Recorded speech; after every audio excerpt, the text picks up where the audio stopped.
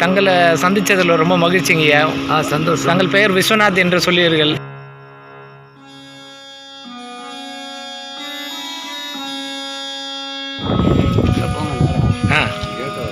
கட்சிக்கிட்டு மக்களாகி இருப்பவர்கள் இவர்கள். குடிச்சுப்பார் எல்லாம் விடுதி.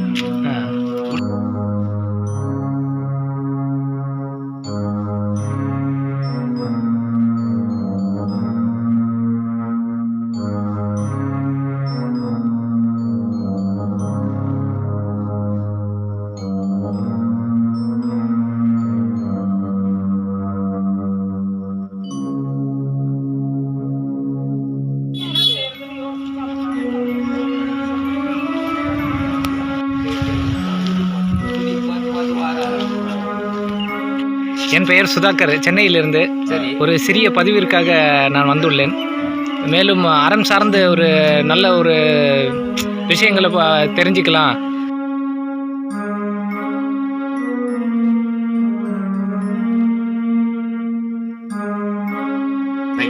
என்னுடைய யூடியூப் சேனல் நேம் வந்து சுதாகர் வி பீயிங் ஹியூமன்.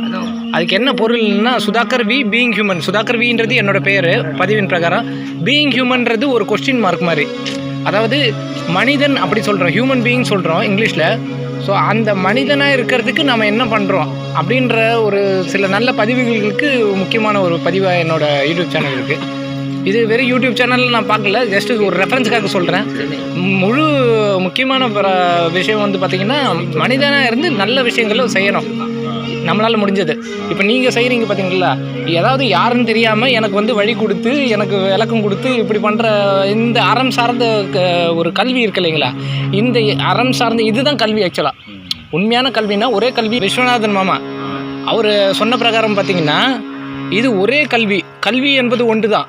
மிச்சது எல்லாமே வந்து பார்த்திங்கன்னா தொழில் சார்ந்து நம்ம வர்த்தக ரீதியாகவும் நம்ம பொருளாதார ரீதியாகவும் நம்ம கற்றுக்கிறதுக்கான ஒரு விஷயம்.